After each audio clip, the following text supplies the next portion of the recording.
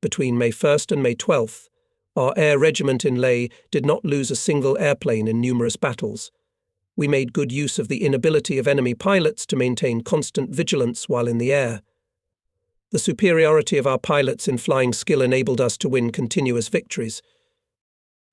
On May 13th, damage to my fighter forced me to stay on the ground. I was able to read in peace the letters for the whole month, which that morning were delivered by submarine. Mother wrote that my brothers were now also at war.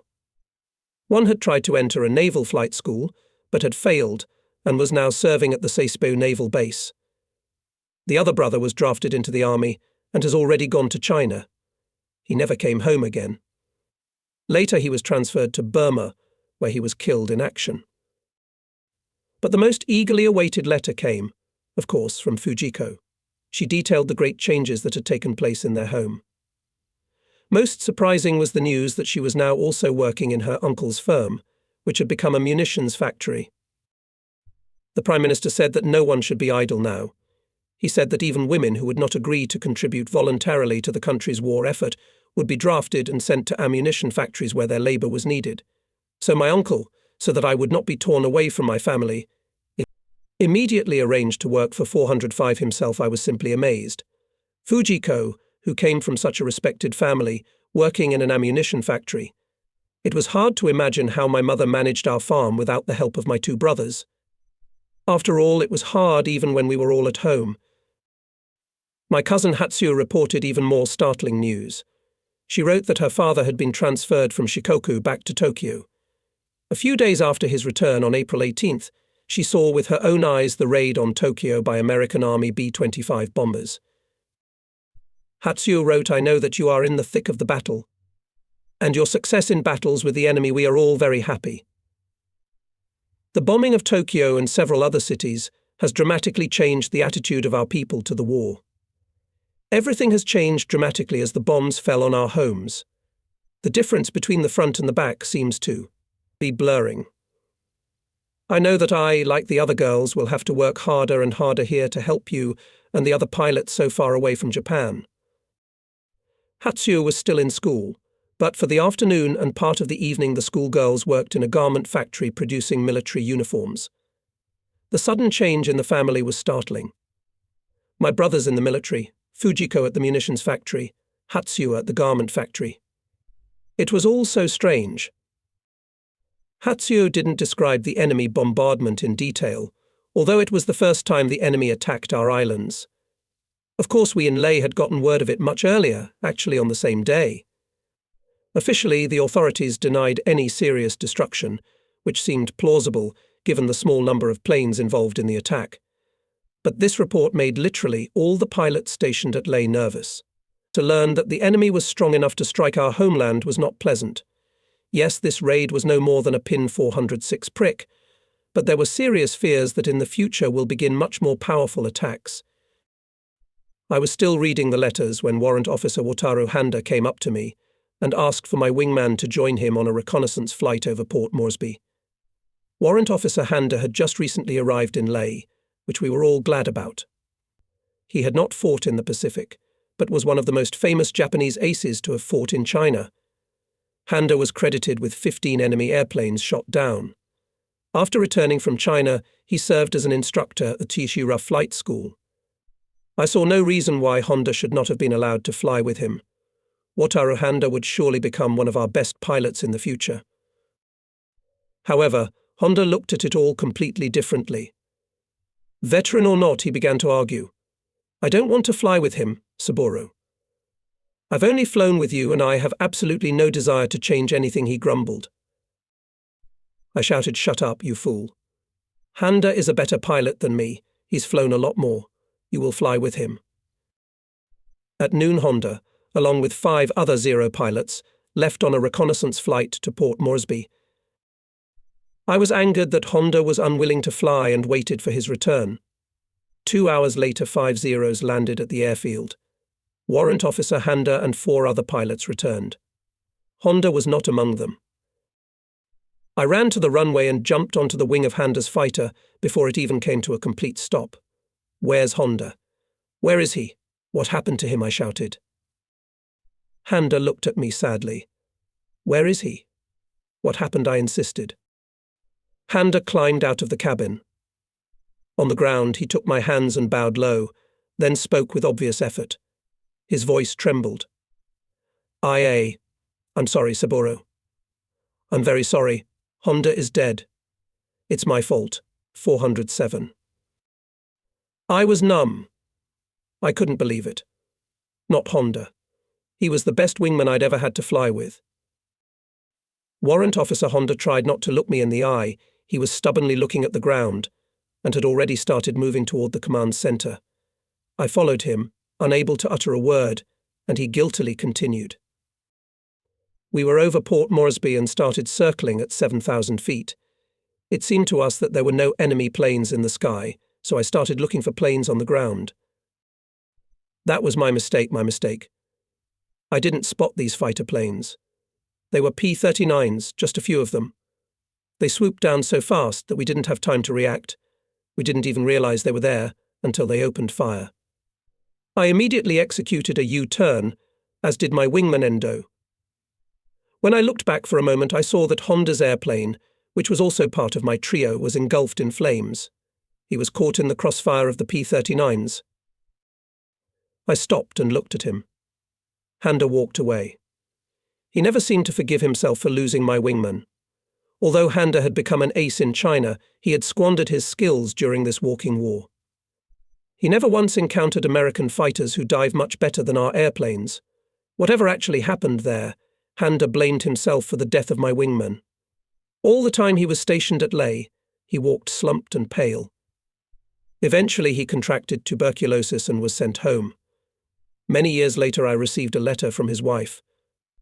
My husband passed away yesterday after a prolonged illness. I am writing this letter fulfilling his last will and asking you to forgive him. He never was able to recover from the loss of your pilot in Leh. His last words before he passed away were, "All my life I fought bravely." 408. But I cannot forgive myself that in Leh I lost the pilot Sakai. When Honda died, he was only 20 years old. He was a strong man and behaved that way both on the ground and in the air. Honda was a bully, but still in Sasasai Squadron he was loved. I was proud of him. His performance as a wingman was excellent. I was quite sure he would soon become an ace as well. Until the evening I wandered around the base, unable to see anything, as if in a fog. I paid no attention to the other pilots of the squadron, who were eager to avenge the first pilot killed since April 17th. One of my most significant achievements I considered that I had not lost a single wingman in combat, and now I sent Honda against his own wishes with another wingman, and he was dead. I was not at all comforted by the fact that my other wingman, Yonekawa, could have been killed as well. For quite some time now, Yonekawa had been flying with me, safely covering me, though he had not managed to score a single victory in the process. Honda was more aggressive and shot down several airplanes. It was then that I firmly decided Yonekawa should have his own victories. The next day, May 14th, I was given Naval Aviator 3rd Class Hattori as wingman in place of the dead Honda. Before the 7 fighters took off to head for Port Moresby, I took Yonekawa aside and told him that in case of an encounter with enemy fighters, he should take my place and I would cover him. Yonekawa's face flashed with excitement. If I had known what awaited us that day, I would still have done the same. The Allied pilots seemed to have well understood the exceptional maneuverability of the Zero fighter, and today they decided to try out the new tactic for the first time. We saw enemy fighters over Port Moresby, but unlike previous engagements, they did not form into one large group. Instead, the enemy planes broke into pairs and triplets and scattered 409 all over the sky. Their actions were confusing. If we turned to the left, we would be attacked from above and to the right, and so on. If they wanted to confuse us, they completely succeeded. The only thing we could do to counter them was to act the same way. I flew up to Sasai's plane and signaled to him that I would take care of the next pair of fighters. He nodded, and I pulled away, seeing the lieutenant ordering the other 4Os to pair up. We split into 3 groups and went towards the enemy. We attacked the 2 P-39s I had selected, and I gave a line from a range of 100 yards. The first American dodged my shells and flipped over the wing into a steep dive. I had no chance of catching up and destroying him. The second airplane was already turning over the wing to start dive when I made a steep turn to the left, turned over and went into his tail. For a moment I recognized the surprised face of the pilot, who had just now discovered me. The P-39 jerked backward, then dropped back onto its left wing, intending to dive. This was very good for Yamakawa, who clung to my tail as if glued. I waved him off and turned to the right, leaving the P-39 to my wingman. Yamakawa rushed at the Airacobra like a madman, and I stayed 200 yards behind him. The P-39 jerked, trying to make a left turn and evade Yamakawa's fire. But he took advantage of the enemy's loss of speed and turned slightly, reducing the distance between the planes to 50 yards. For the next couple of minutes, the fighters looked like two angry cats clashing. They twisted and turned, together they made loops and spirals, but Yamakawa firmly clung to the tail of the enemy and blocked all avenues of escape. However, the enemy pilot made the grave mistake of stopping to dive. He had every chance to get away, and now that Yamakawa was almost close to him, an attempt to go into a dive would simply expose him to 410 guns 0. From an altitude of 13,000 feet, the planes gradually descended to 3,000 feet. However, the enemy pilot did not lose his head. He could not shake the Zero off its tail, but endeavoured to pull it back toward the Port Moresby airfield to expose it to anti-aircraft fire. It was by no means a one-sided battle. The P-39 pilot manoeuvred brilliantly, even though the pursuer's aircraft outnumbered his own. The Airacobra and the Zero resembled spinning dervishes. Both fired short bursts, but neither pilot achieved a decisive hit. But little by little it became clear that Yamakawa was gaining the upper hand. On each turn he won a second or two, going into the tail of the Airacobra. The planes skimmed over Port Moresby and continued their duel over the dense thickets. Hattori came over to me, and we gained altitude, circling slowly over the fighting planes. By now they were over the very tops of the trees. The Airacobra no longer had room to go into a spiral, and could only fly horizontally. When the American levelled off, Yamakawa opened fire. We had no doubts about his marksmanship, and soon the P-39 crashed into the jungle. Yamakawa had won his first victory. For 3 months, May, June, July, there were almost continuous air battles. Only after the war one learned that the fighters of the Lei Air Regiment achieved the greatest success among all Japanese fighter units. No one else managed to win victories as regularly. Lei had become a veritable hornet's nest for the enemy. Although Rabaul served as a major base for our bombers and ships, it could not boast of having destroyed as many enemy planes between mid-April and mid-August. We flew the most remarkable fighter aircraft fought in the Pacific Theatre. Our pilots were markedly superior to the enemy pilots in skill, and many of us had gained a great deal of experience during the war in China, as well as during the grueling and rigorous training prior to the war in Japan. It was not surprising, therefore, that the enemy suffered heavy losses in the battles against the Zeros operating out of Lei. But we were all sure that the courage of the crews flying the B-25 Mitchell and B-26 Marauder bombers deserved the highest praise. These twin-engine planes lacked firepower and armour protection like the heavy flying fortresses. However, time after time these planes made raids on Lei and other targets, without fighter escort, 418 which our High Command considered absolutely mandatory for the protection of bombers. They always flew at low altitude, no more than 1,500 feet off the ground. In doing so they literally glided between the treetops, as we saw for ourselves more than once. The enemy pilots had courage and good flying skills, but unfortunately for them, their planes could not compete in maneuverability with the Zero. Nevertheless, although the Allies suffered heavy losses from the strikes of Zero, only a few times we managed to thwart their attacks. Their pilots knew no fear. Time after time they came back and bombed our airfield.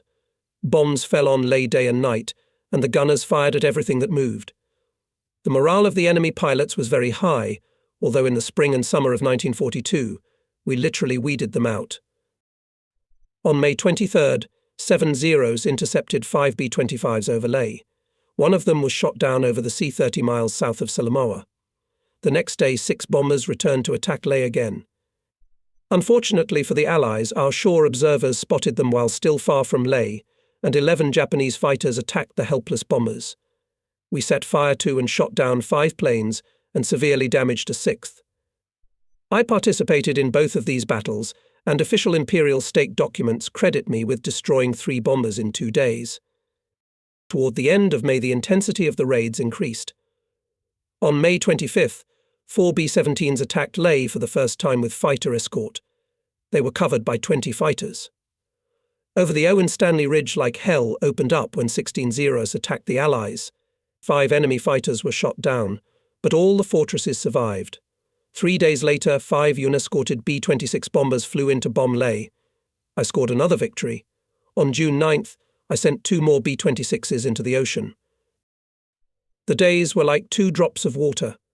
Life turned into endless sorties to hunt, escort 419 bombers to Port Moresby, and frantic running to the fighters, standing on the ground to hastily take off to intercept the approaching bombers. The Allies seemed to have an inexhaustible supply of airplanes. Each week brought them new heavy losses, but the planes returned in 2s, 3s, and 10s. Years later, the details of these battles faded in my memory, although I carefully keep my diaries. But I remember several episodes quite clearly. The May 24th battle was unforgettable. The air raid alarm alerted everyone in Leh. The 6 fighter planes on duty stood ready to take off. The rest of the pilots jumped over the sides of the moving truck that brought them from the barracks to the airfield. We took off instantly, with literally not a second to lose. My own fighter got off the ground the moment a series of bombs ploughed over the runway, right behind its tail. At least 11 Zeros were in the air as 6 B-25s completed their bombing run and turned around to scoot off to Port Moresby. Nishizawa and Ota were the first to catch up with them, and each attacked a bomber, showering them with cannon shells. Within seconds, both Mitchells caught fire. They crashed very close to our runway. Our other fighters pounced on the 4 bombers, which, skillfully maneuvering, dodged the shells and left towards the sea. 11 Japanese fighters rushed in pursuit. Near Salamaua we again went on the attack, and again showed the inability of our pilots to act together. Each pilot thought only about himself and fought his own battle. He threw himself at the bombers, completely ignoring his comrades. Zero indiscriminately spinning, almost ramming each other. More than once our pilot had to frantically dodge a line that another Zero released in the direction of the bombers. 420. Once the B-25s were over the sea, they pressed onto the water itself, gliding no more than 10 yards above the surface. Their tactics were clear. We could not dive too steeply and could not attack them from below. One pilot who tried to dive on the lead bomber misjudged the distance and crashed into the water at full speed. I fired on the trailing bomber, passing just above its tail. The B-25s were flying in a straight line, so I had no trouble concentrating fire on the fuselage. In a matter of moments, flames flickered in the air, smoke billowed. The bomber jerked sharply to the left and exploded, falling into the sea. At sea level, the B-25 had almost the same speed as the Zero, so we could hardly keep up with the enemy, because we also had to make approaches, firing at the Mitchells. 3 enemy planes were still in the air when our 6 fighters on duty turned back, having used up all their ammunition. LT. Sasai shot down the 4th bomber, and we continued to strafe the surviving pair. I shot down the 5th when apparently its gunners had also used up their ammunition, and the bomber turned straight for Port Moresby. Mitchell took about 1,000 bullets to the fuel tank, his right wing engulfed in flames. It jerked haphazardly and crashed into the water, exploding. It was a good day. We reliably destroyed 5 out of 6 bombers. A few days later I was introduced to another aspect of air warfare that I found horrifying, even though I had already been in many battles. I caught a single B-26 over Leh, drove it into the sea, and riddled its fuselage and right wing. Marauder caught fire, but before it collapsed into the sea, 4 men managed to jump out with parachutes. Each landed safely on the water, and the next moment a small, brightly coloured life raft flashed there. As I circled over it, I saw the pilots, 421, clinging to the sides. Since they were only 2 miles from Leh, our boat was free to pick up the enemy pilots and take them prisoner. Suddenly one of the pilots raised his arms above his head and disappeared into the water. The others began furiously pounding the water with their hands and tried to climb onto the raft. Sharks, It seemed to me that there were 30 or 40 of them. Then the second man disappeared. As I went lower and lower, I thought I saw the glint of teeth clamped on the third man's arm. The only survivor, a large bald man, was clinging to the raft with one hand and frantically waving a knife clutched in the other. But he, too, was dead. When our speedboat returned to Leh, the sailors reported that they found only an empty, bloody raft. Not even a shred of clothing remained of the 4 pilots. A tropical downpour on May 15th brought all the pilots a day of rest. However, the rest was short, because already on May 16th before dawn several B-25s attacked the airfield. They flew at treetop level, covered the runway with bombs and shelled the repair shops. For the second day in a row we sat on the ground as it took all day to fill in the craters and prepare the airfield. We sat around the barracks, a few pilots dozing, the rest of us discussing the increased intensity of enemy raids. Our group was joined by a bomber pilot who had landed in Leh to refuel and was also confined to the ground after the raid. He listened with interest to our stories of enemy bomber attacks. Then he looked enviously at the Zeros parked on the walkway. "You know, I always dreamed of flying a fighter plane, not that truck they put me on," he said suddenly. And then sighed, "We're taking more and more casualties during raids. Most of us are sure they'll never come home." "I think so too." Then he turned to us. "But I would be completely satisfied if I could manage to do one thing." We waited to see what he would say. He suddenly smiled. "I'd like to do a dead loop on that truck I fly. Can you imagine what it would look like?" One of the Zero pilots politely remarked, "If I were you, I wouldn't even try. You'll never get out of the loop entirely, even if you do manage to loop it." "I think so too," the bomber pilot nodded. We watched him as he walked across the airfield and climbed into the cockpit of the fighter. There he sat for a while, studying the controls. We had no idea then that we would all remember this pilot for the rest of our lives. The day stretched slowly, and in the evening Nishizawa, Ota and I went to the radio room to listen to the musical hour that the Australians broadcast daily. Suddenly Nishizawa said this music. "Listen to it.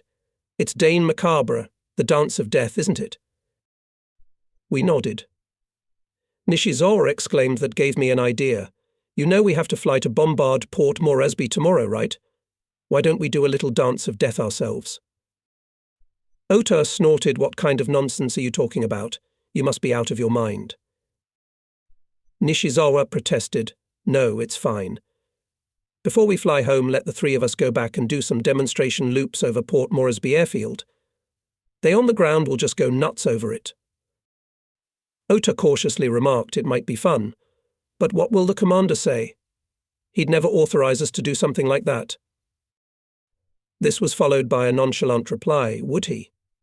Who says he has to know about it?" And Nishizawa smiled broadly. We went to the barracks and there we whispered our plans for tomorrow. We were not afraid to appear over Port Moresby with just the 3 of us, for we had shot down a total of 65 planes. I had 27 to my credit, Nishizawa had 20, and Ota shot down 18.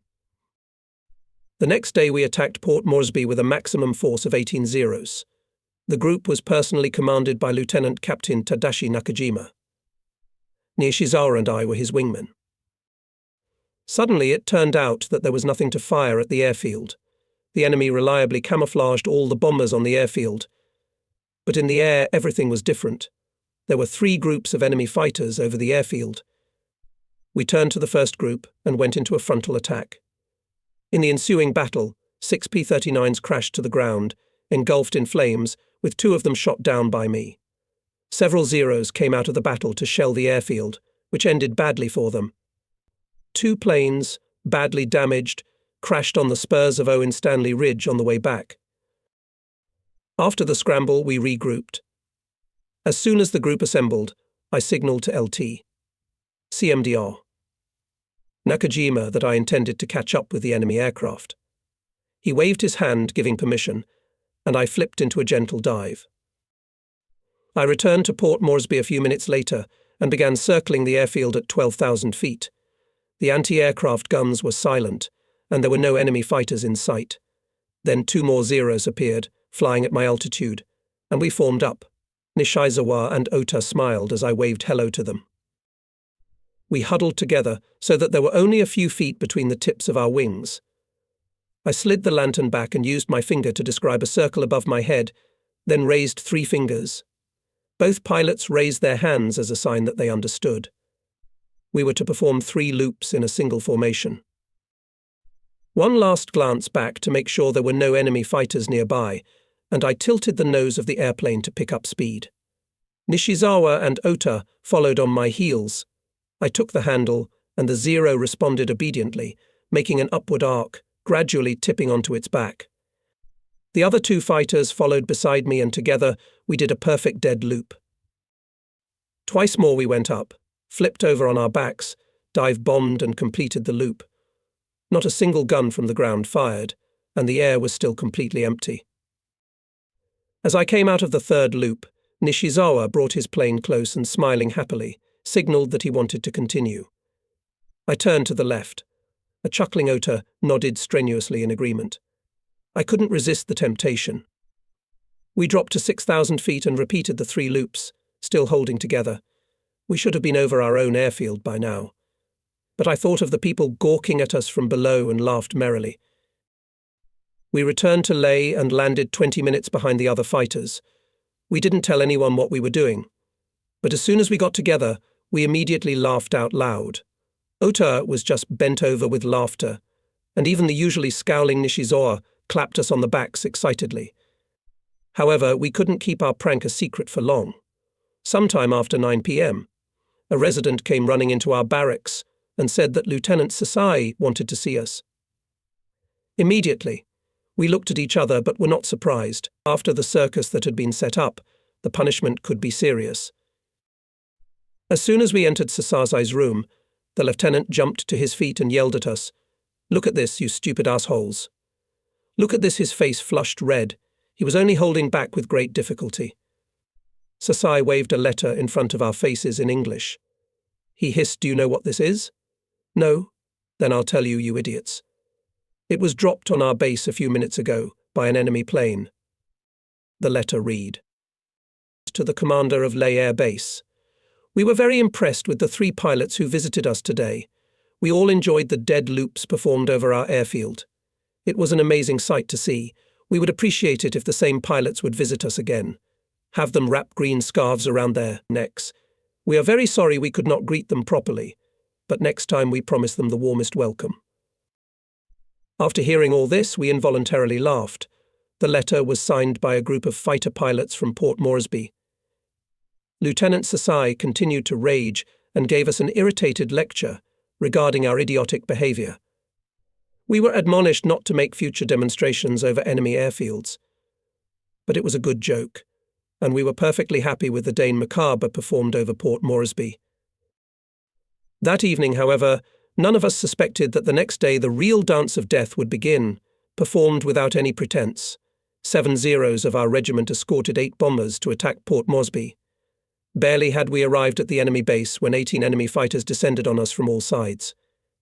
It was the first defensive battle I was forced to fight.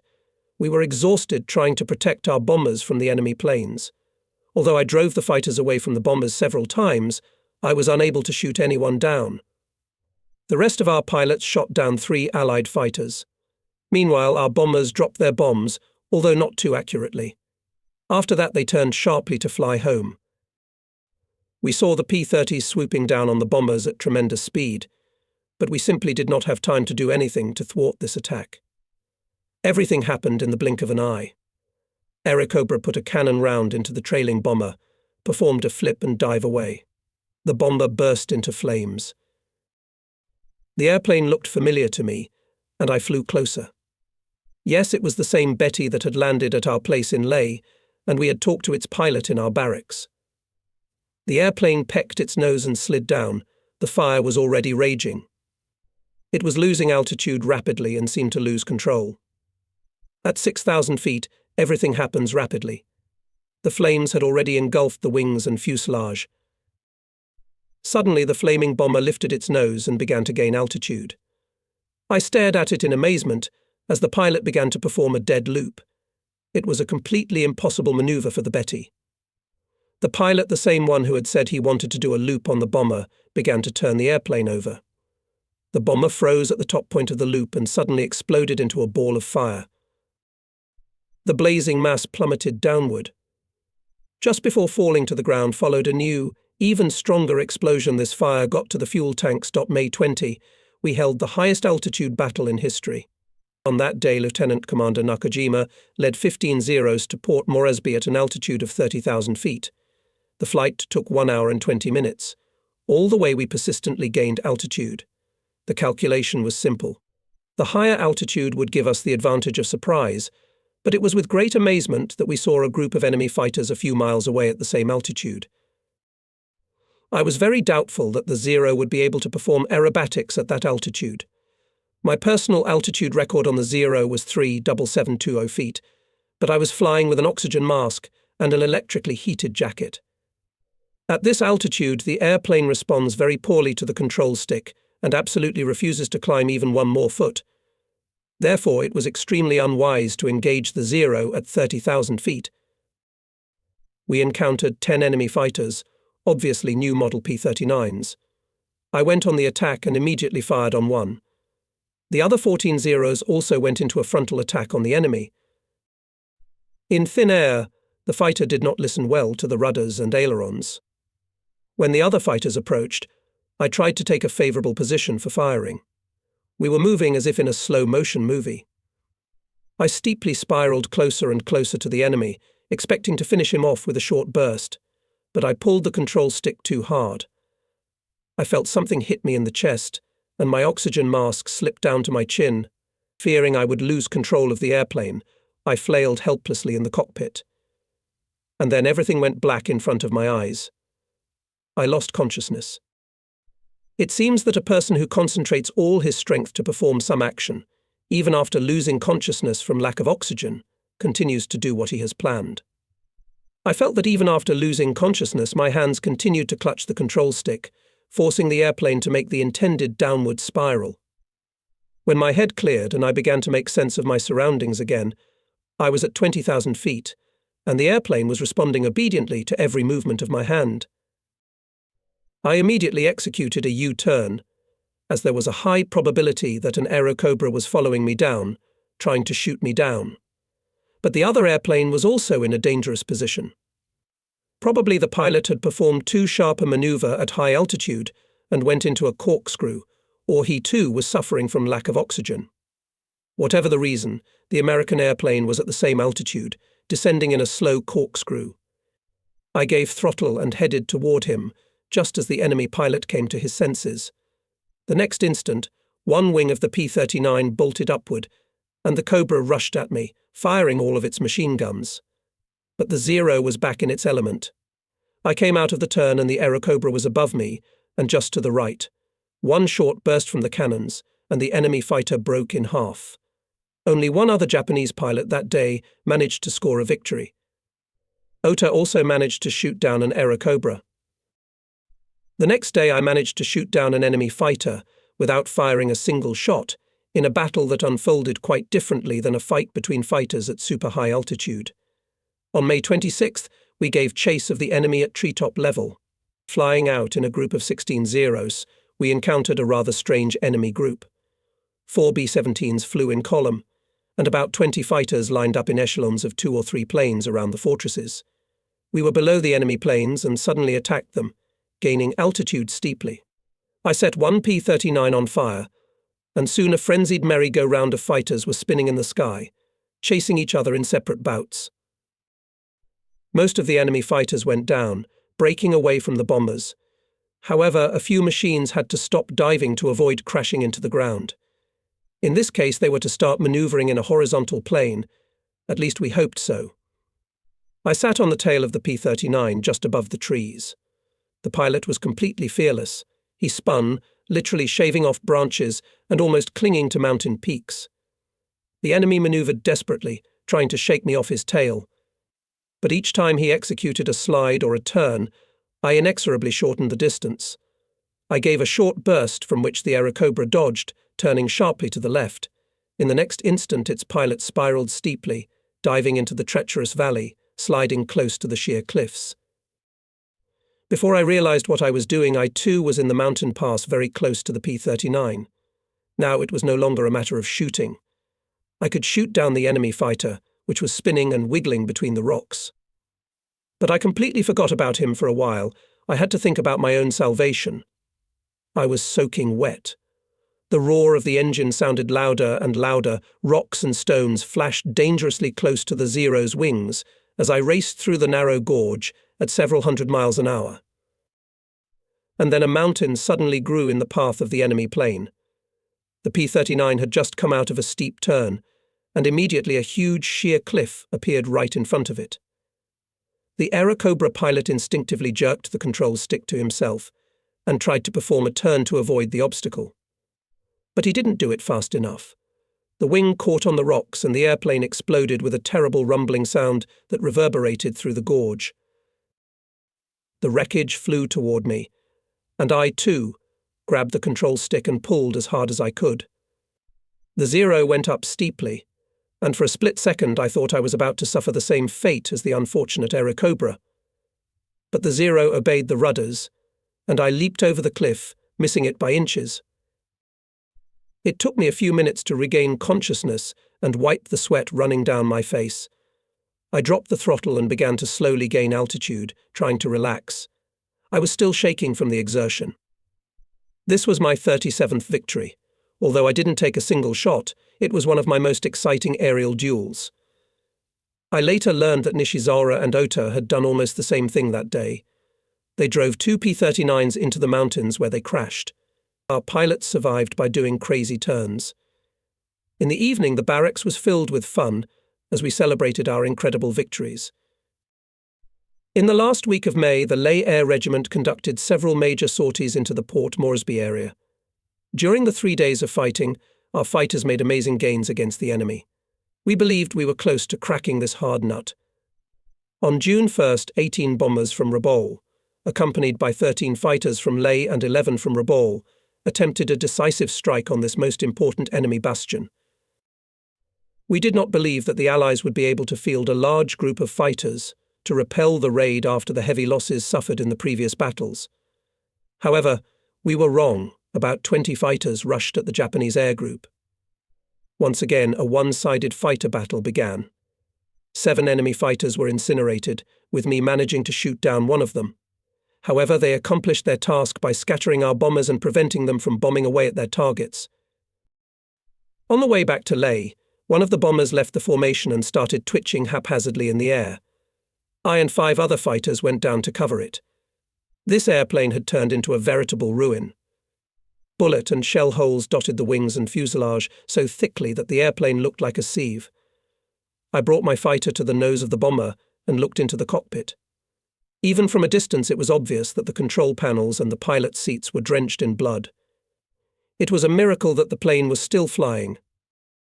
The pilot and co-pilot were lying on the floor in pools of blood. The flight engineer, who didn't know how to do it, took over the controls of the airplane. I did not see the other 4 crew members. 2 turrets were smashed and the gunners in them were either killed or wounded. It seems that only the flight engineer, who was fighting to keep the plane in the air, seemed to be unharmed. Somehow he kept the plane flying, even though it was staggering from side to side like a drunk, and managed to make it to Leh Airfield. The man had done a magnificent job. Apparently he controlled the airplane by remembering the actions of the pilots he had seen during the flights. This is extremely difficult, even almost impossible for a person who has no flight training, and if you remember that the bomber was severely damaged, then impossible in principle. And now, when the plane reached Leh, the flight engineer almost lost everything he had achieved. He managed to keep the bomber in the air, but to land it, smoothly reducing altitude and speed, while accurately leaving the strip he could no longer. The damaged airplane circled slowly over the runway, descending more and more as the engineer looked at the narrow runway below him. No one could help the unfortunate man sitting at the controls. We approached the bomber and tried to bring it in for a landing, but as soon as the engineer took his eyes off the control panel, the airplane began to lurch dangerously.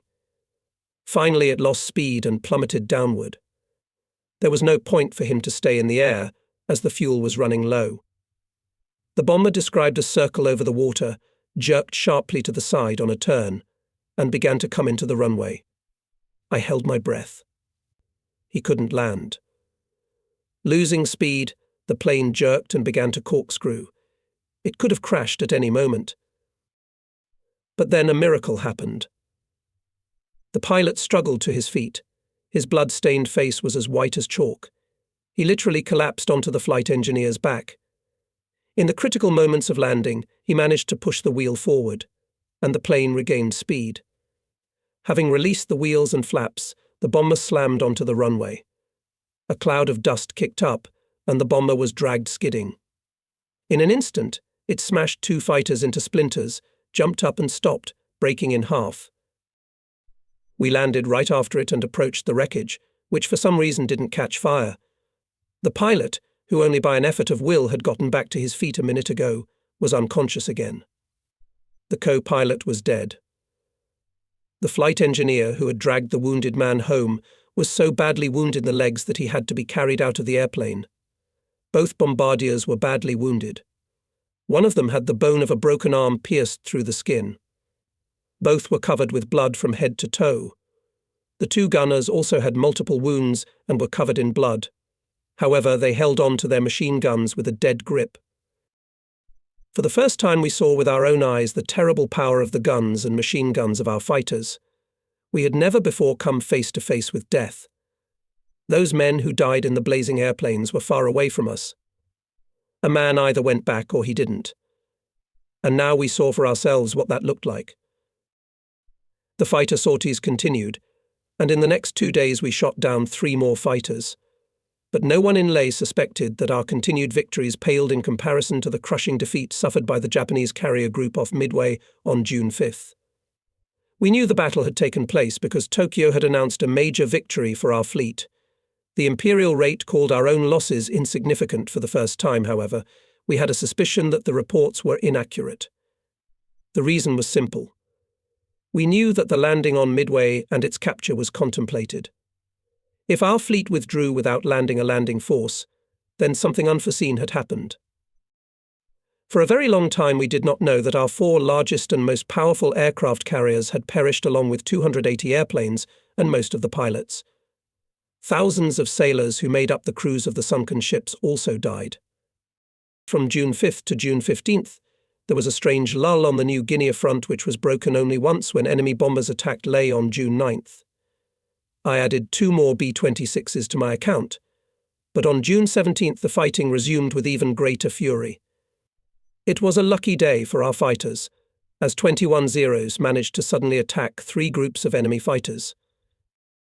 We attacked the first group of 12 fighters by diving on them with the whole group, and the enemy formation immediately collapsed. I shot down 1 airplane and 5 more pilots achieved victories. The remaining 6 enemy fighters went into a dive and escaped.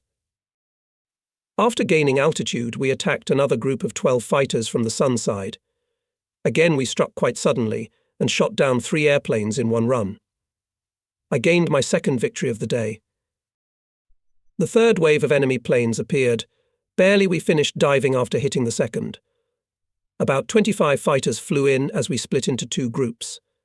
11-0 spiked towards the gaining height of the enemy, and the rest engaged in a battle on the horizon. The formation instantly broke up, and a frantic scramble began over the Port Moresby Air Base. The enemy planes were new model P-39s, faster and more maneuverable than the old ones. I attacked 1 fighter, but to my surprise it managed to dodge every time I opened fire. There was an incredible merry-go-round in the sky. The pilot of the Aerocobra skillfully performed turns, loops, Immelmans, dives, barrel rolls and spirals. He was an excellent pilot, and if he had a better airplane, he might have emerged victorious from this fight. But I inexorably shortened the distance between the planes and found myself on his tail at a distance of only 20 yards. 2 short cannon bursts ended the chase, and the Aerocobra burst into flames. This was my 3rd victory of the day. The 4th, which I won almost immediately, was rather ridiculous. EP-39 appeared directly in front of me, its pilot concentrating all his attention on the Zero, which was trying to get away from him with a candle. The American was firing at him, but he was right in my sights. I put about 200 bullets from both machine guns into it. The fighter tried to dodge with a barrel roll. I was out of cannon shells, so I put a second machine gun burst into his belly. But the Cobra was still holding on, and the third round hit the cockpit so that it spattered splinters. I saw the pilot hunch forward on the control panel. The P-39 went into a corkscrew and then went into a dive and crashed into the ground at tremendous speed, exploding in the middle of the jungle. 4 enemy fighters in one day. To me it was a record, and it was a component of the greatest defeat suffered by the enemy at the hands of the Leh Air Regiment. Our pilots claimed to have reliably destroyed 19 enemy fighters in the air that day. On the way back to the airfield, Yonakawa went out of formation. He threw the plane up, then spiraled back down, writing wild loops. Yonakawa was literally tumbling through the sky, circling my fighter. I realized it all when he came right up to my plane and, smiling triumphantly, pointed 2 fingers. Yonakawa was no longer a green rookie. He now had 3 enemy planes to his credit. He was bursting with pride. He flew upside down, waving both arms in the cockpit. Then Yonakawa flew above, below, and even described a wide loop around my plane. He was like an overexcited child. As he flew close to me, Yonakawa clutched the control stick between his knees. Still smiling, he waved the ration box at me and began to eat. His joy was contagious. I gave him 4 thumbs up and then uncorked a bottle of soda. He took his out of the ration box and we drank to each other. But our victories on that momentous day did not end there. Barely had our planes been refueled and rearmed when the observer's message came in. 10 B-26s were heading for our airfield. They couldn't have picked a worse time, as 19 Zeros took off before the marauders even approached Leh. We did not manage to shoot down any, but damaged most of them, forcing them to throw their bombs haphazardly. During the chase, 10 P-39 fighters came to the rescue of the bombers and intercepted us over Cape Ward Hunt. As a result, 1 Aerocobra was shot down. In the evening, celebrations began at Leh for the amazing victory. All the pilots got extra cigarettes, the mechanics crowded around to share our joy. And then came even better news. All of us got 5 days vacation in Rabaul. The shouts of joy of the pilots made the surrounding jungle shudder. Not only was I alone tired from the daily combat sorties, but my mechanics wanted a few days of quiet time to work on my fighter. They showed me the bullet holes in the planes and fuselage, and I got a twinge inside when I saw the chain of holes running straight behind the cockpit. I missed death by 6 inches. In 1942, none of our fighters had armor protecting the pilot. The Zeros also did not have the self-sealing tanks that were on American fighters. Enemy pilots soon discovered that a line of 12.7mm machine guns on the Zero's fuel tanks would immediately set a Japanese fighter on fire. Despite this, none of the Japanese pilots flew with a parachute in those days. In the West, this was completely misinterpreted. They said that the Japanese command did not care about our lives, and Japanese pilots were considered expendable, cannon fodder, not human beings. This is very far from the truth. Each man was given a parachute, and the decision to leave them on the ground was made by the pilots themselves, not by the higher headquarters. Moreover, the command persuaded us, although not directly ordered, to put on parachutes during sorties. At some airfields, commanders directly ordered to do so, and pilots simply had no other choice but to take these heavy satchels with them. Very often, however, they did not fasten the straps and used the parachute only as a seat cushion.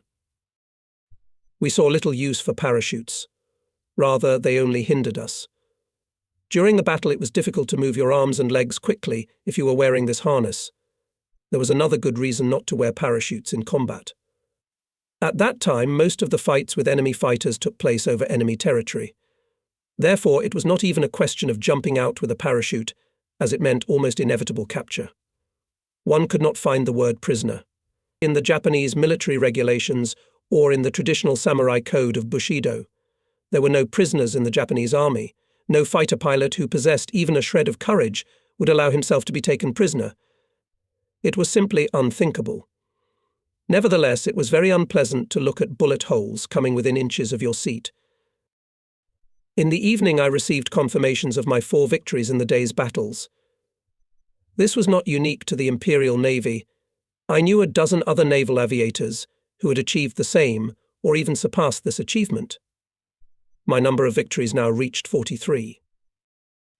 Nishizawa, who became Japan's top ace with just over 100 aircraft shot down, set a record over Guadalcanal on August 7th, when he shot down 6 American naval fighters. A year later, naval aviator First Class Kenji Okabe shot down 7 aircraft in a single day in a series of engagements over Rabaul F-4F Wildcat fighters, TBF Avenger torpedo bombers, and SBD Dauntless SBD dive bombers. However, almost all the pilots who achieved these outstanding results were later killed in action.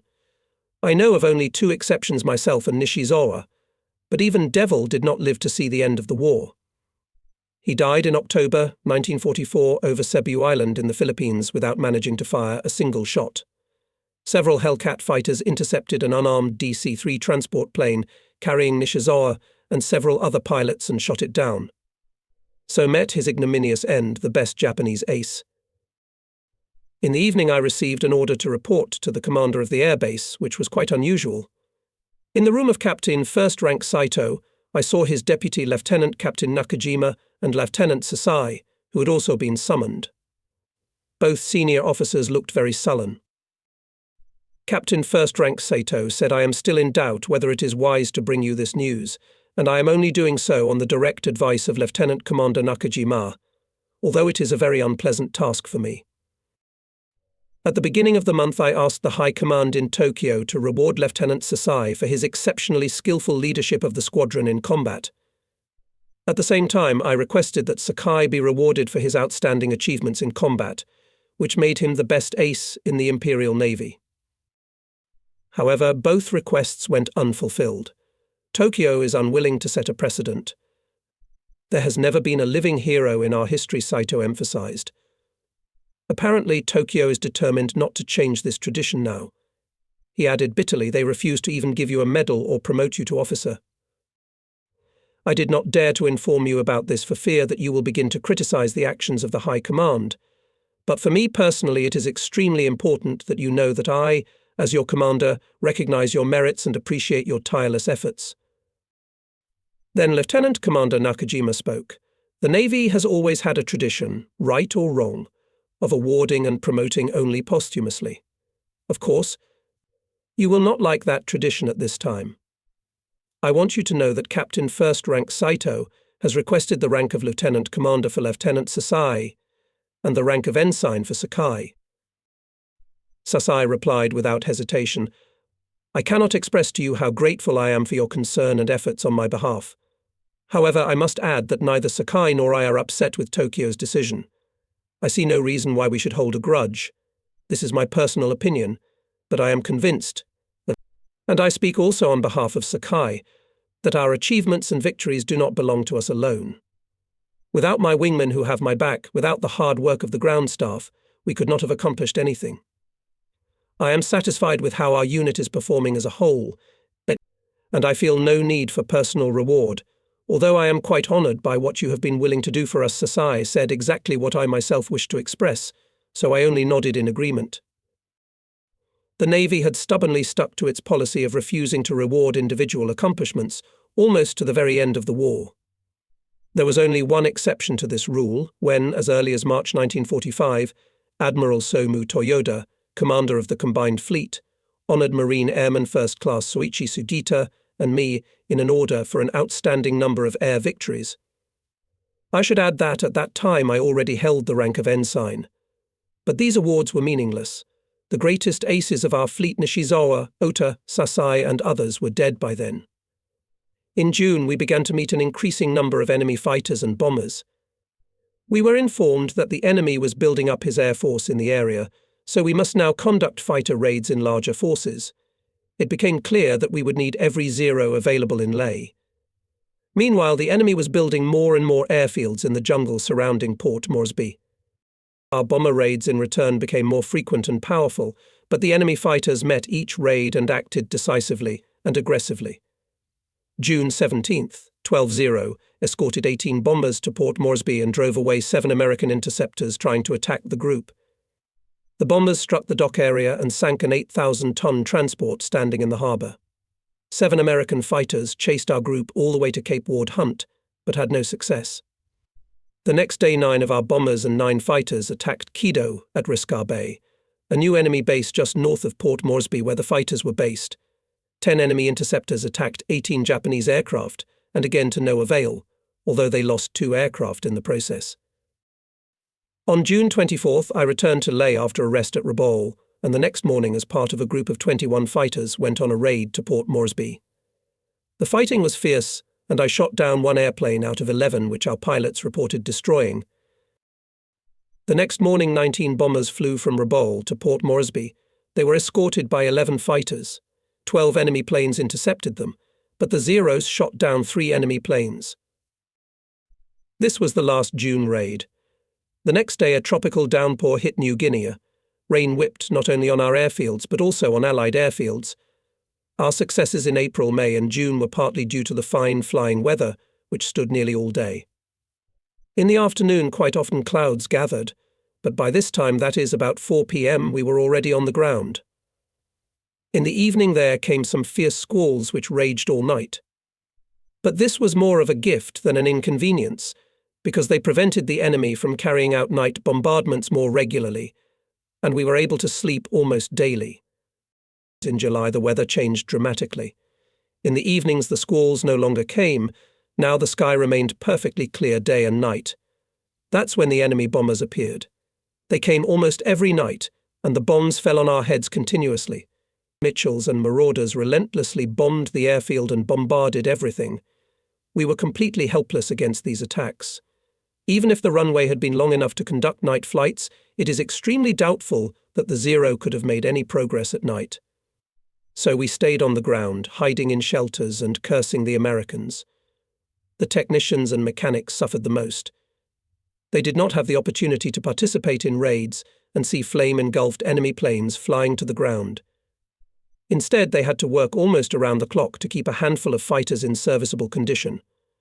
And now they were also deprived of the opportunity to sleep, as the power of enemy night raids was increasing.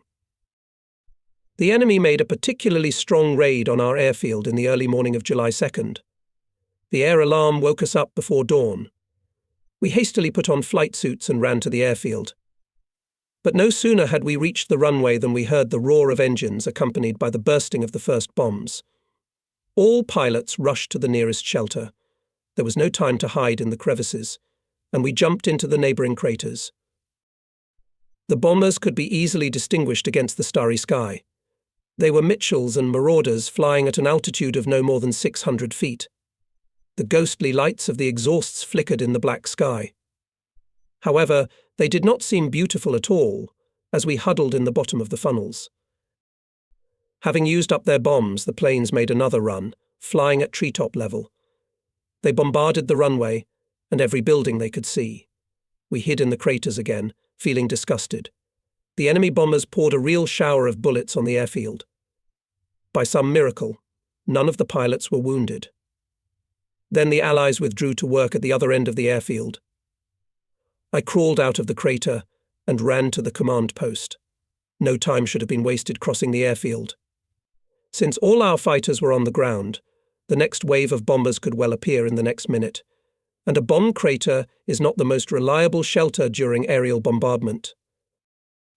The command post was still intact, but now enemy bombers were circling around, firing machine guns at the tower and the hut. The sailors built a berm around the command post and returned a barrage of fire from their machine guns, but succeeded only in expending ammunition.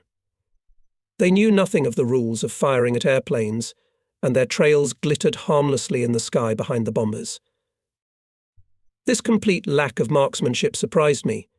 I completely forgot my desire for cover and ran toward the machine gunners. I ran up to one of the anti-aircraft gunners and tugged at his sleeve, telling him that I would point. However, the sailor clung to his machine gun and refused to leave, shouting that he had no such orders. I did not waste time arguing with him, but simply threw him off the seat with a blow. He got to his feet swearing, but another pilot standing nearby pulled him aside and took the ammo ribbons. The sailor ran away in a rage. The next instant a second wave of 6 B-26s attacked the airfield. I pressed the throttle and held it down, watching the track glittering in the air. Marauder skipped right over my head, and I spent a jet of fire on the fuselage from nose to tail. But the bomber didn't even flinch and headed for my gun position. The nose gunner returned fire. It was my first fight on the ground with an airplane flying directly at me, and I was afraid that its bullets would tear me to pieces. But a more frightening picture flashed through my mind, bombs whistling down and bursting right on my firing position. Fear took over all other emotions. I dropped the gun and ran with all my legs to the sandbag shelter behind me. I didn't even run the whole way, but overcame the last meters with a desperate leap, literally flying into the shelter. For a few seconds I sat there feeling like a real idiot and a coward. The B-26 rumbled overhead without dropping any bombs. I berated my body, which had succumbed to panic, and returned to the gun. Gradually I stopped shivering and came to my senses. I sat down again on the gunner's seat and swore that now I would not run like a rabbit. The bombers came back. They were flying at an altitude of only 150 feet, and so the roar of the engines was deafening, hurting my ears. They looked like huge black shadows leaping out of the gloom and spewing flames from their machine guns. The shuddering exhausts illuminated them with a ghostly blue halo. I met the approaching bomber with a burst, continuing to fire while it was in my sights.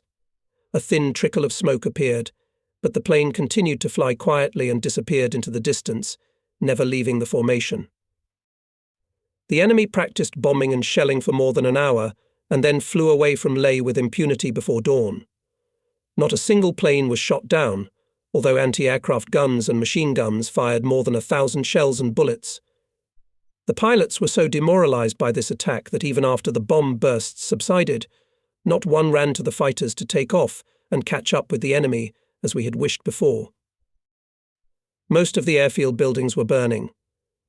Deep craters turned the runway into something horrible. It would have prevented us from taking off, even if we had wanted to. It seemed impossible, but the 20 fighter planes parked on either side of the runway survived. They only had bullet and shrapnel holes. We gathered at the command post to receive new orders. The pilots were shocked and furious at the raid that had come upon us. One of the pilots who had recently arrived in Leh, Marine Airman Second Class Mature Suits, was particularly raging.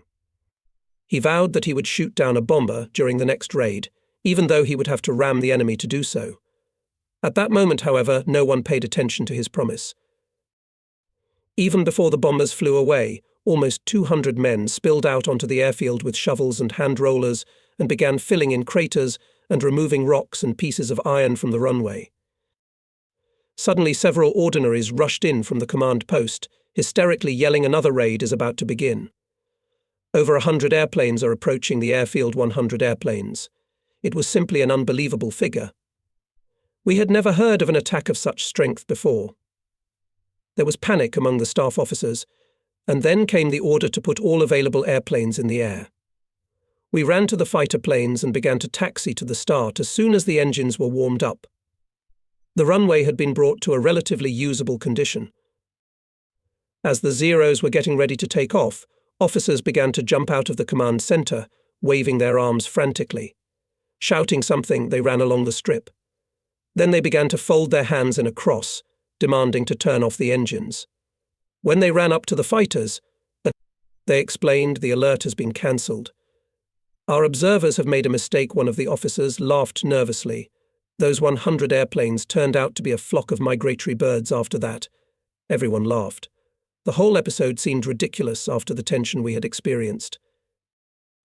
We had breakfast, settled around the command post to immediately take off at the threat of a new raid. The enemy today decided not to give us a rest.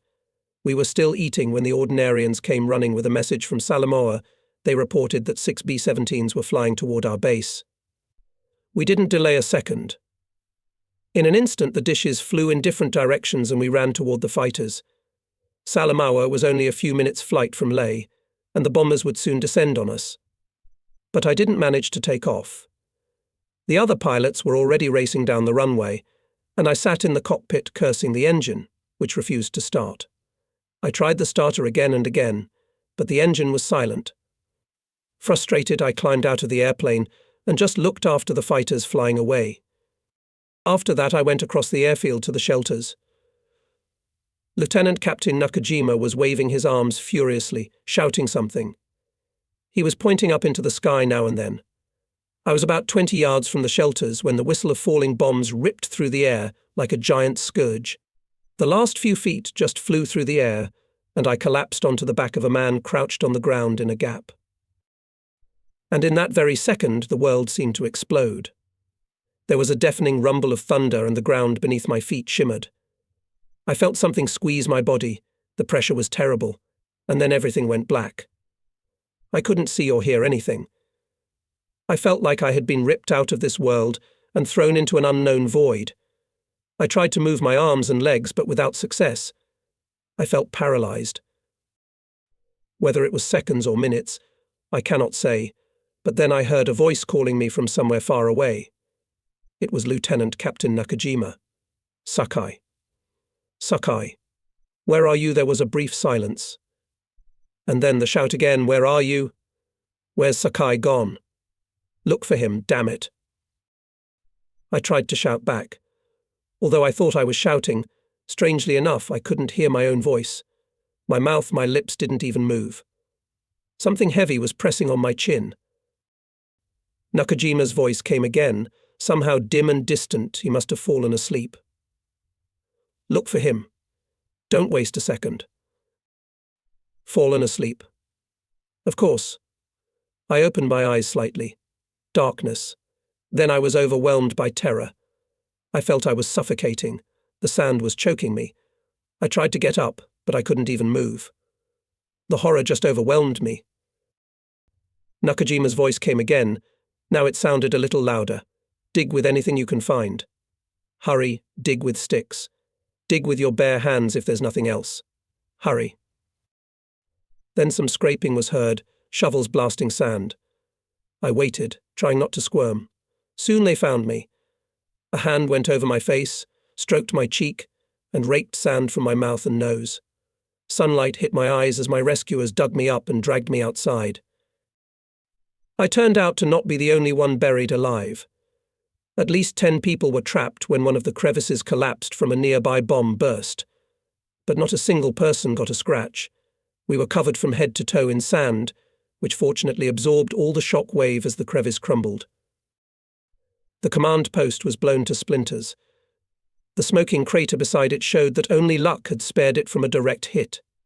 Most of the planes still on the runway were blown to bits. The punctured fuel tanks of several machines were ablaze. It was nearly an hour before the fighters that had managed to take off returned to the base. The pilots were grim. The 6 flying fortresses had jokingly beaten back all their onslaughts. It took 2 days to get the base in order after the July 2nd raid, but on July 4th we were ready to retaliate by striking Port Moresby. It was still July 3rd on the American calendar, but we hoped to help them organize an Independence Day celebration with a small fireworks display. The 21 Zeros flew toward Port Moresby, where 20 enemy fighters were already happily waiting for them. We attacked the Allied planes, preventing them from completing their dive. Our pilots said that 9 fighters shot down reliably, and another 3 probably. We still had quite a long way to go to Leh, when I noticed a cloud of black smoke floating in the wind. When the airbase appeared, it was clear that the smoke was coming from the burning airfield structures. Tongues of flame were shooting up into the air, and clouds of thick black smoke were billowing over the jungle and the coast.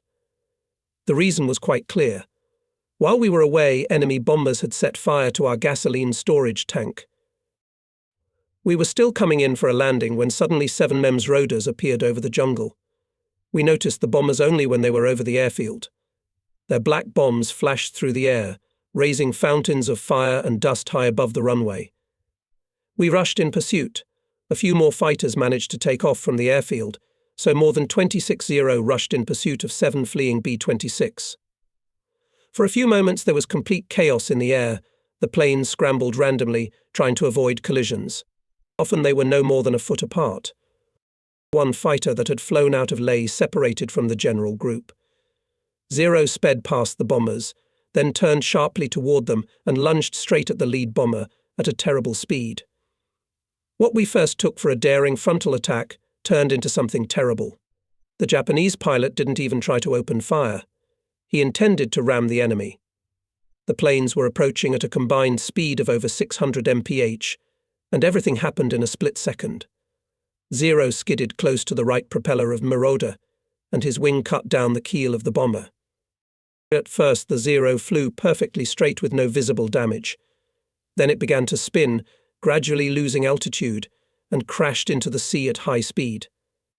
A few seconds later, the B-26, which had lost its keel, began to stagger from side to side, flipped over on its back, and also crashed into the water, exploding with a blinding flash. Immediately 6 fighters poured gun and machine gun fire on another B-26, and in less than 5 minutes it too disappeared into the waves. The other 5 bombers escaped. Returning to Leh, we found out that the pilot who rammed the Marauder was the same pilot who swore to take the enemy plane with him on July 2nd. Sutsu carried out his threat. On July 6th, we attacked Port Moresby again. 15 fighters escorted 21 bombers. Our pilots reported that they shot down 3 enemy fighters. But from July 7th to 10, it was the enemy's turn. For 3 nights in a row we hid in shelters like rats in holes. Something nightmarish was going on in Leh at night. Bombs were bursting, machine gun bursts were tearing up the ground, fountains of fire and smoke were exploding, airplanes were burning, buildings were collapsing, hundreds of bomb craters were appearing. No one doubted that the enemy intended to turn the Leh airbase into smoking ruins. But despite the strongest attacks, he never managed to achieve his main goal, to prevent our fighters from flying.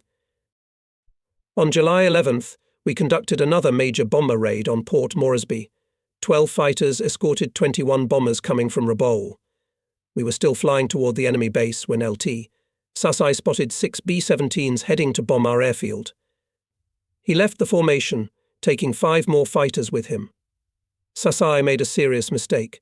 He signaled Nishizawa, Ota and me to follow him. After that, 6 fighters attacked the flying fortresses with a series of runs. Once again the fortresses proved to be very resilient, just as their name implied. We damaged 3 bombers, but failed to shoot down any of them. But their gunners showed that they had learned a thing or two. 1 Zero went down in flames. The rest of the fighters, including my own, were pierced by enemy bullets. With only 6 cover fighters, the bombers attacking Port Moresby were scattered by enemy fighters. Their bombs therefore fell anywhere but on target, and enemy installations were hardly damaged. Sasai was severely reprimanded for leaving the bombers with such a weak escort. He did not even try to justify himself and accepted the reprimand in silence. And he had nothing to justify himself. He broke the main rule of fighter escort: never leave bombers without protection. However, the pilots of the squadron sympathized with Sasai. The B-17s have always been a painful thorn in our side. Their ability to easily repel attacks baffled and angered us. On July 21st, we began a new phase of fighter operations when a Japanese infantry division landed at Buna, 110 miles south of Leh. Our troops immediately moved inland in a desperate attempt to make their way through the jungle to Port Moresby. On a map, it is very easy to make such a crossing. Buna was very close to Port Moresby, separated only by the neck of the Papua Peninsula. But maps of a jungle-covered island are very different from the stuffy hell that exists under the thick cover of foliage. The Japanese High Command made a grave and even fatal mistake in sending our troops to attack Port Moresby by land. Before the battle was over, Japan had suffered one of its most tragic and humiliating defeats. The Owen Stanley Range is almost as high as the formidable Alps. To call the jungle that covers the mountainsides simply dense vegetation is to greatly embellish the picture. The abundance of plants there is incredible. If there is no swamp, mire, thick, slippery layer of humus under your feet, then you have to tread on razor-sharp stones. Treacherous scree. A variety of vines, myriad insects, terrible heat and disease literally mowed people down. Crossing the alpine glaciers was a simple task compared to the deadly risks of trying to make your way through the jungle of the Owen Stanley Range. Getting supplies to the troops as they plunged into the jungle quagmire proved unthinkable. Any minor wound or scratch in the heat and humidity turned into a festering ulcer. Sweat oozed from every pore. Weapons rusted instantly, Clothes turned into rags and feet were cut on rocks and razor-sharp grass stalks. For months our soldiers fought hard against the worst enemy they had ever met. This enemy did not fire cannons or machine guns or lay mines. However, he swallowed hundreds of men in a single movement and never let go of his victims. By superhuman efforts, several platoons managed to get within a few miles of the cherished goal of Port Moresby, but even they were met with failure. The division simply melted into the jungle without a trace, from which there was no escape. Most of the soldiers died of exhaustion. The attempt to advance overland was a gesture of desperation. Initially, our High Command had planned to land a large landing force at Port Moresby. However, this operation was thwarted after the May 7th to 8th battle in the Coral Sea, when 2 Japanese aircraft carriers met 2 American carriers in the first naval battle in history, in which ships of both sides did not fire a single shot at the enemy. Each formation used their own airplanes to strike. We won the battle, however the enemy achieved their objective. The landing operation was cancelled.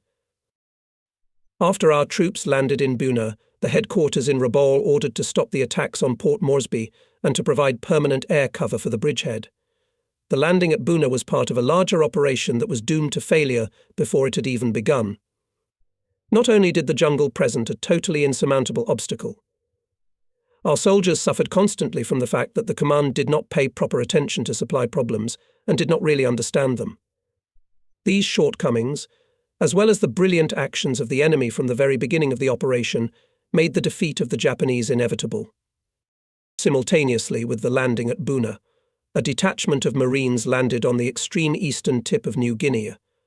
Working day and night, the men constructed an airstrip at Rabi, from which it was intended to provide air cover for the advance across New Guinea from the Buna bridgehead. Strangely enough, the enemy did not bomb the airfield at Rabi during construction, but was satisfied with photographs taken by reconnaissance planes. However, as soon as the airfield was completed, the enemy troops launched a surprise attack in large forces and quickly crushed the Japanese garrison. It was a brilliant move. We built the airfield, but the Americans and Australians began to use it. But this airfield was not enough for them. It became obvious that the Allies were building up their air force to completely block Lae and Rabaul. Their engineers built airfields in the jungle with astonishing speed. Medium bombers and fighters flew to the new sites, while work was still going on there. The raids on Lae continued, involving more and more aircraft. Rarely a night passed without the Mitchells and Marauders showing up to bomb and strafe everything they wanted.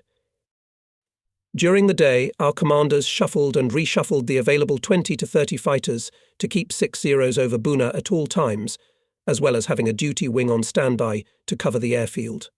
Air cover of Buna we could not provide, but still our fighters did not allow the Allies to strike in large forces and destroy the structures on the shore. I received a real shock during the first flight to Buna. I had seen many landing operations from the air before, but never had I seen such a pathetic attempt to supply an entire infantry division. Soldiers scurried along the beach, carrying crates in their arms. There were only 2 small transports off the coast, with 1 patrolman as cover. They were delivering new supplies. Covering the beachhead proved to be a more difficult task than we had anticipated. Only on cloudy days, when the whole sky was covered with dense clouds, we got a relative respite. On July 22nd, by a group of 6-0 we described in an empty sky. At least it seemed so to us. Thick clouds hung overhead at 7,000 feet. Quite suddenly a series of explosions shook the coast. Columns of fire and smoke rose into the sky. A few seconds later, thick black smoke billowed from a warehouse a few hundred yards from the water. No airplanes could be seen. Either they had dropped their bombs through the clouds with amazing marksmanship, which was quite improbable, or 1 or more planes had surfaced from the clouds, dropped their bombs, and retreated again under the protection of the grey mass, never to be seen by us. The second supposition proved correct. A few seconds later I spotted a tiny black dot under the very clouds far to the southeast. We turned around and chased the departing airplane. As we flew closer, we recognized an old buddy, a twin-engine Lockheed Hudson. We were about a mile away from it when we spotted it. The bomber pecked its nose and raced along the shore, trying to get to Rabi. Its speed was high and almost equal to that of our fighters. I dumped the outboard tank and pushed the throttle all the way up, turning on the engine afterburner. Being behind on the left, I gave a burst of all cannons and machine guns from a range of 600 yards. I hoped that the Hudson would begin to swerve and allow me to close the distance. What happened was simply amazing. As soon as I started firing, the Hudson went up steeply with a right turn and rushed back at full speed right at me. I was so surprised that I sat motionless in the cockpit for a few seconds. But then all the Hudson's course machine guns opened fire. Our Zeros darted around, dodging and diving in all directions. Nothing like this had ever happened before. I saw Lieutenant Sasai out of the corner of my eye. His jaw dropped at the unexpected bravery of the enemy pilot. 1-0, piloted by Nishizawa, who could not be impressed by anything, stopped turning and ducked under the bomber. Flames danced on the barrels of its guns, and then we were struck a second time. The Hudson made a sharp turn. Never before had I seen a twin-engine bomber turn so easily. Nishizawa's guns ripped through the empty air. The remaining pilots, including myself, mobbed the Hudson. And all of us failed to get a single hit. The bomber spun and spun like crazy, its top gunner continuously fired at our fighters. The Zero pilots went into a frenzy. Our formation fell apart and each pilot attacked the Hudson on his own. I made at least 4 runs and had to stop attacking because other pilots were rushing at the enemy, risking ramming my wingmen. For almost 10 minutes we chased the Hudson, showering it with jets of lead and steel. Finally a heavy explosion blew his tail turret apart. I saw the gunner splash his arms and fall. Now that his machine guns were no longer in the way, I approached to a distance of 20 yards and pressed the throttles, aiming at the right wing. A couple seconds later flames appeared and spread to the left wing as well. The pilot stayed with the ship. The altitude was too low to parachute out. Hudson was losing speed rapidly and gliding down toward the jungle. Trees shaved off both burning wings. The fuselage, which also dragged a tail of flame behind it, dived into the dense foliage like a red-hot steel ingot. Then came a violent explosion, a column of smoke rising upward. The day was full of surprises. When we turned back to Leh to resume patrolling, 5 Airacobras tried to suddenly attack our formation. The enemy planes flew in a column over the water, trying to gain altitude quickly and take us by surprise. I was the first to spot the enemy group. I turned sharply and spiked at the Airacobras, aiming directly at the lead plane. All 5 P-39s sputtered in different directions and rushed away. Having lost the advantage of surprise, they were unwilling to compete with me, and the 5 Zeros at my back. The Americans did not at all like the prospect of a battle in which they had no advantage of altitude. Gaining speed on the dive, I was soon inside the enemy group. 2 fighters panicked and disappeared into the low clouds. Another disappeared in a rain squall, and the 4th simply vanished into thin air. I could clearly see only 1 Airacobra and chased it at full speed. The American pilot was heading for the clouds, but a line ahead on the course made him change his mind. The P-39 made a left turn and spiked toward the sea. I was about 200 yards behind him. It was a new model Airacobra, which at sea level had the same speed as my fighter. But the pilot made a fatal mistake. He flew in the wrong direction. Instead of heading towards Port Moresby, he flew in the opposite direction. I still had plenty of fuel, and I wasn't about to let him go, even if I had to fly all the way to Rabaul. After a few minutes, the American pilot seemed to come to his senses and realized his mistake. He had no choice but to turn back, and his fighter made a steep left turn. It had happened many times in the past. I entered the inside of his turn, keeping just below and to the left of the American fighter. A short burst caused the Airacobra to stagger to the side, dodging my shells. I lined up on its tail, although the Airacobra was darting left and right, heading for the beach. I lost the fighter for a few seconds when he executed an absolutely insane maneuver, and the P-39 rushed toward his base, again having a several hundred-yard advantage. Even with the engine afterburner on, I couldn't close the distance. I was almost ready to give up the pursuit. If the P-39 flew in a straight line, and on the correct course, I would not be able to get into firing range. The enemy pilot chose otherwise. Instead of keeping over the sea, he flew straight toward Owen Stanley Ridge, where he was forced to gain altitude. But no P-39 had as much speed climb as the Zero. Slowly and steadily I was gaining on him. I hadn't fired yet, intending to open fire at minimum range. I had very little ammunition left after the fight with the Hudson, and could only afford 1 or 2 short bursts. 50 yards. Then they were down to 40. Then down to 30. I put my finger on the trigger and took careful aim. But I had no sooner fired a single shot than the pilot jumped out of the Aerocobra with a parachute. The plane was flying less than 150 feet above the ground, and such a jump meant certain death. I don't know of an example of a pilot being saved by jumping from less than 300 feet. By some miracle, the parachute opened a split second before the pilot hit the ground. He hit a small clearing and his fighter jet exploded a few yards in front of him. I still couldn't believe that the enemy pilot had escaped after that incredible descent. I turned back and flew over the jungle, clearing again. Only the parachute was visible. The pilot had survived and was in good enough condition to immediately scoot away and hide. This was my second victory without firing a shot, and my count now totaled 49 airplanes. For the next few weeks we continued to cover the bridgehead at Buna, but in the second half of July a new and unfamiliar phase of the war began for us. We no longer flew without parachutes. Fire headquarters gave orders, and Captain First Rank Saito ordered every pilot to put on a parachute before departure. It was a strange sensation to feel the parachute satchel on the seat beneath me and its straps around my shoulders. I had never flown with one before. Equally exciting were other orders that were an ominous omen, although no one said so explicitly. We ceased offensive operations. Captain First Rank Saito ordered that henceforth no fighter aircraft should cross Owen Stanley Ridge under any pretext. Only once, July 26th, did I see Port Moresby again. We intercepted 5 marauders over Buna, and during the chase, when the bombers were trying to escape to their airfield, I shot down 2 more B-26s. These victories were confirmed by other pilots.